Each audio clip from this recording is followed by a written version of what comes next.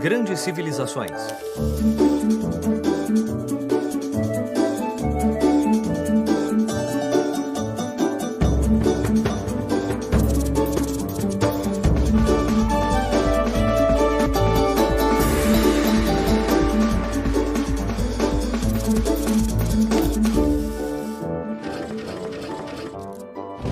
Os Maias, primeira parte.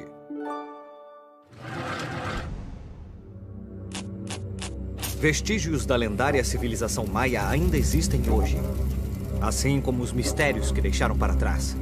Os maias eram muito avançados, com uma incrível compreensão da matemática, astronomia, arquitetura e arte. Então, um dia, a civilização maia misteriosamente começou a diminuir por razões que ainda são desconhecidas e, por fim, desapareceram.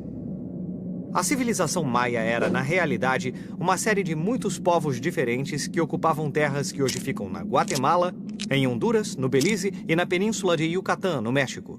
Todos esses povos diferentes foram chamados de maias, já que compartilhavam a mesma língua, o mesmo calendário e a mesma religião. Mas cada cidade tinha seu próprio governo e suas próprias riquezas. Os maias se organizavam em cidades-estado e nunca se transformaram num império governado por uma capital central. Ah, faziam que nem na Grécia Antiga. Isso mesmo. Fora isso, os maias e os gregos antigos tinham outras coisas em comum. As primeiras cidades maias foram construídas por volta do ano 400 a.C., ao mesmo tempo em que Atenas e Esparta resplandeciam na Grécia Antiga. E, curiosamente, os gregos e os maias não sabiam nada uns sobre os outros, porque ninguém ainda tinha atravessado o Oceano Atlântico. Isso aconteceu mais de 2000 anos antes que alguém se atrevesse a tentar cruzar distâncias tão grandes. Os povos das Américas e da Europa não sabiam um da existência do outro. A influência dos Olmecas. A região habitada pelos maias era formada por planaltos regados pela chuva abundante proveniente do Atlântico de um lado e banhada pelo Pacífico do outro lado. A terra era molhada e atravessada por vários rios de água doce. É fácil cultivar milho aqui, criar gado e colher frutos na selva. O clima ajudou bastante, mas nem tudo foi fácil para os maias, porque eles não tinham inventado a roda e não tinham animais para arar a terra e carregar as coisas. Então os homens faziam tudo. Era muito trabalho. A civilização maia nasceu de outra ainda mais velha. Muitos anos antes, os Olmecas viviam no mesmo território. Acredita-se que os Olmecas eram a civilização mãe de todas as culturas mesoamericanas. Os Olmecas atingiram seu apogeu por volta do ano 700 a.C. Naquele tempo, as pequenas tribos maias eram emergentes e adotaram um conhecimento olmeca sobre construção de templos, calendários e escrita. Os maias também herdaram muitas práticas e rituais religiosos dos Olmecas, incluindo o culto do jaguar. Por causa de sua força e agilidade, o jaguar estava relacionado com o poder do rei e era considerado um animal sagrado. Templos e cidades.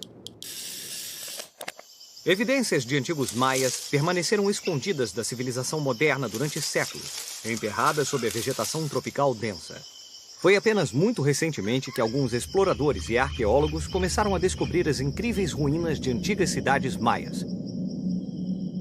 Esses achados surpreenderam o mundo e nos ajudaram a aprender ainda mais sobre uma das culturas mais complexas e refinadas das Américas. Todas essas cidades eram semelhantes.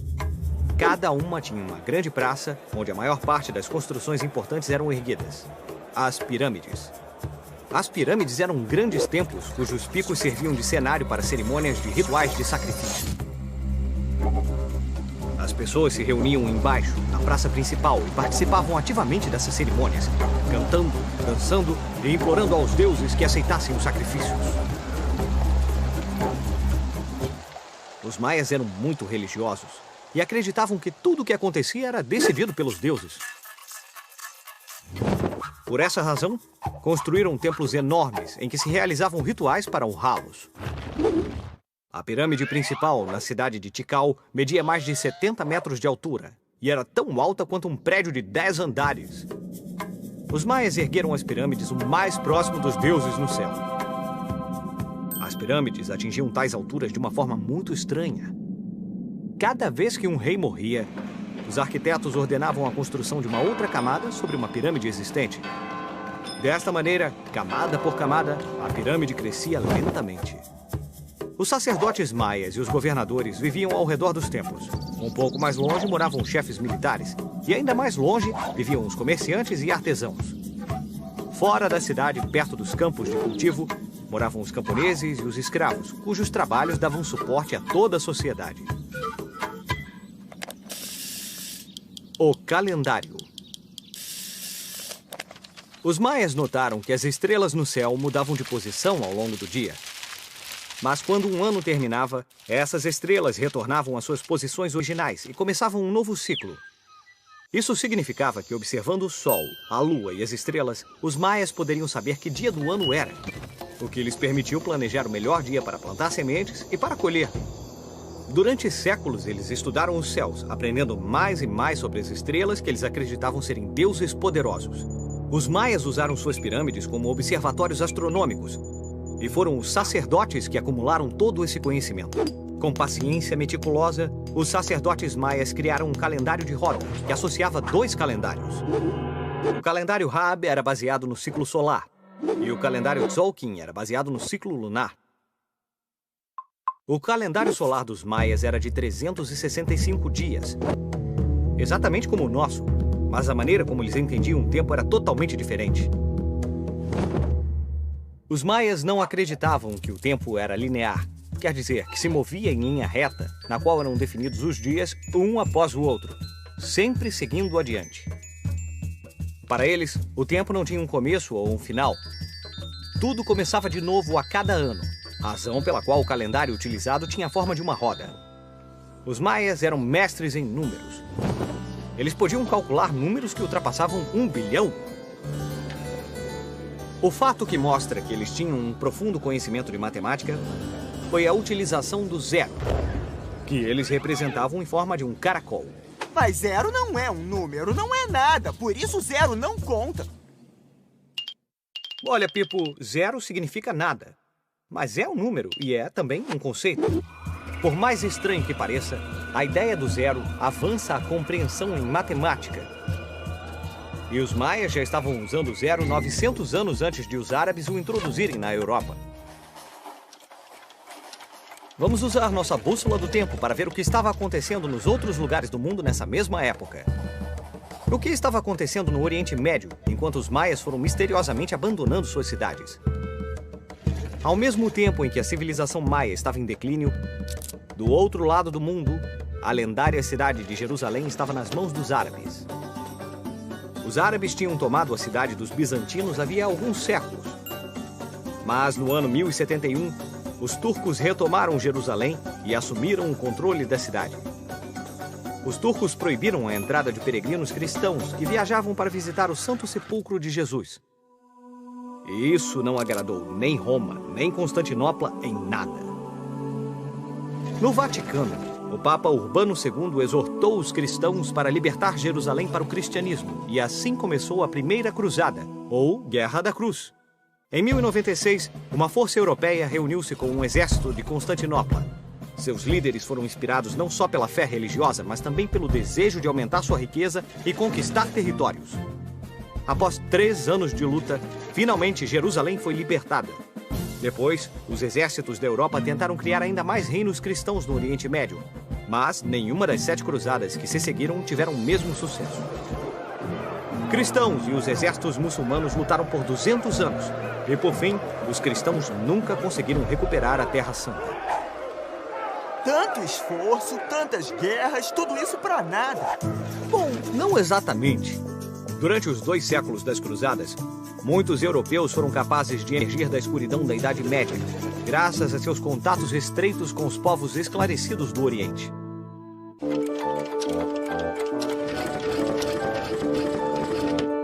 Grandes civilizações.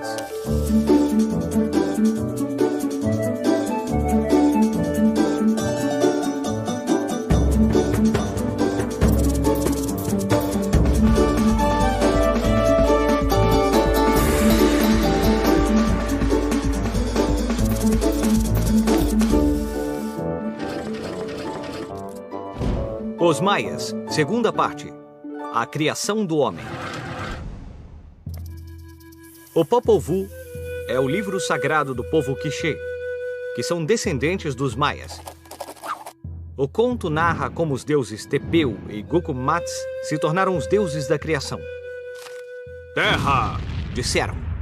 E a terra foi criada em um instante de magia. Depois criaram animais, veados, aves, jaguares e cobras.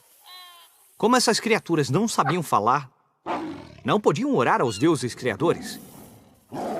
Então os deuses os condenaram a ter sua carne sacrificada e comida.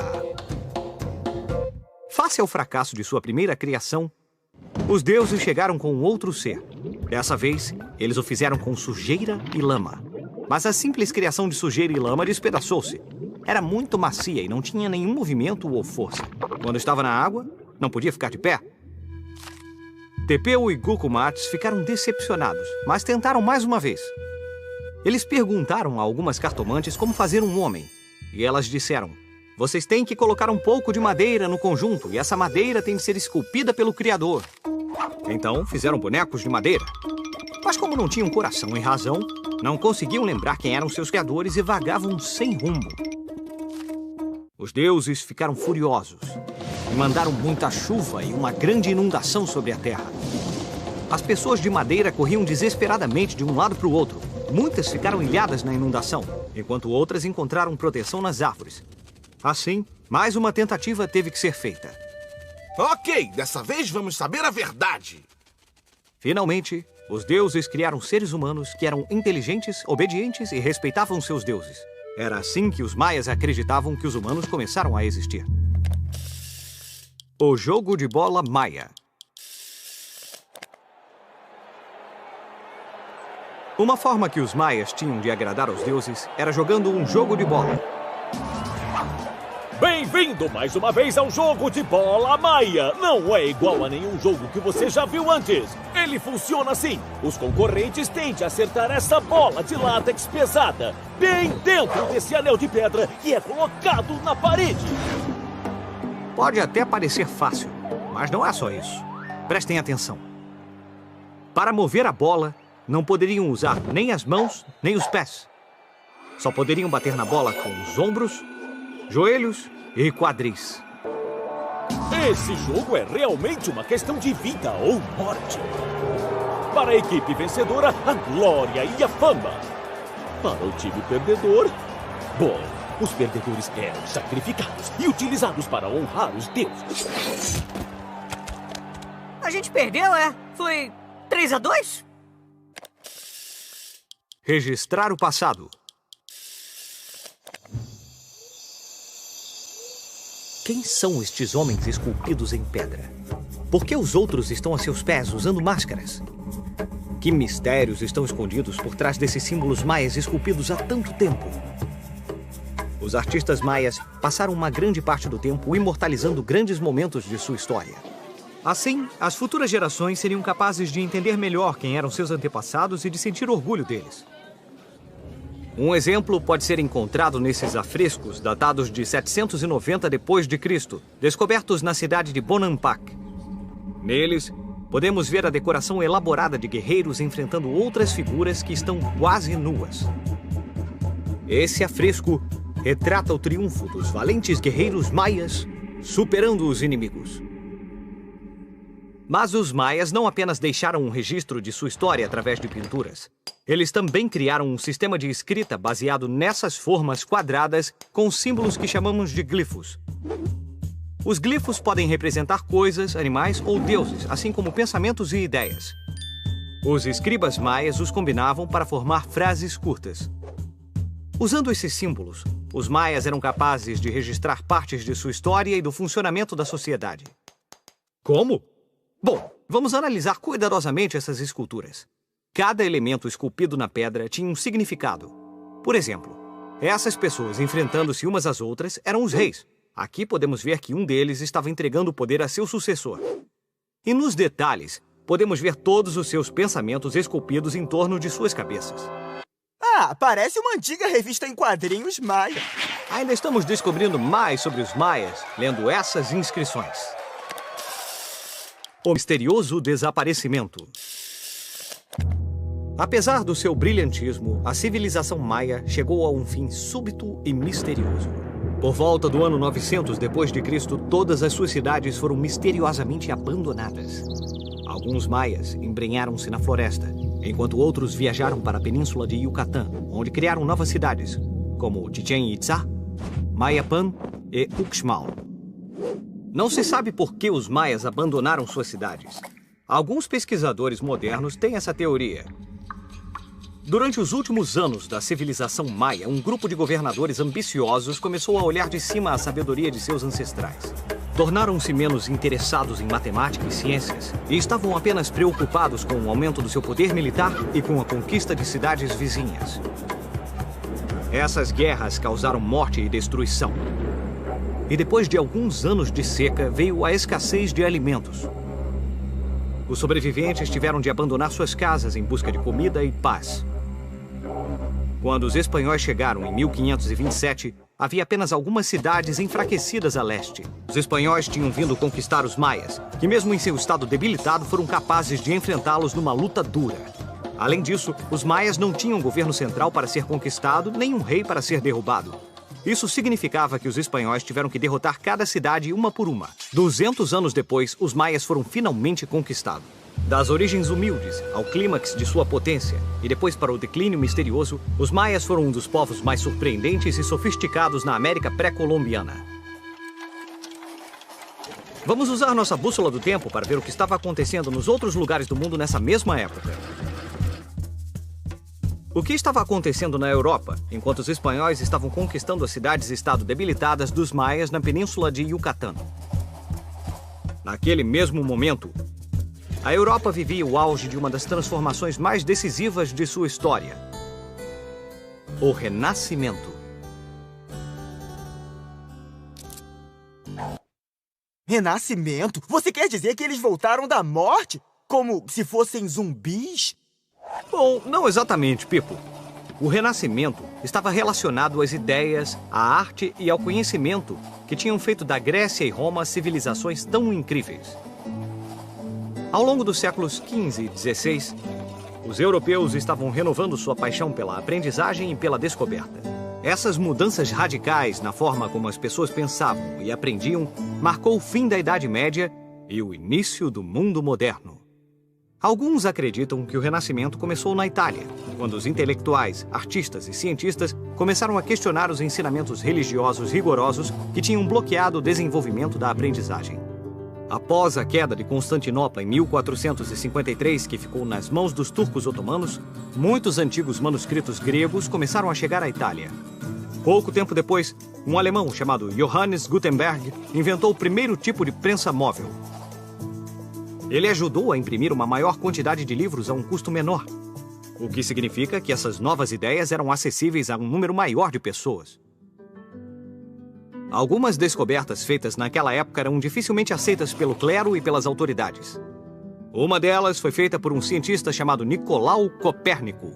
Após a morte de Copérnico, em 1543, um de seus livros foi publicado, intitulado de Revolutionibus Orbium Celestium.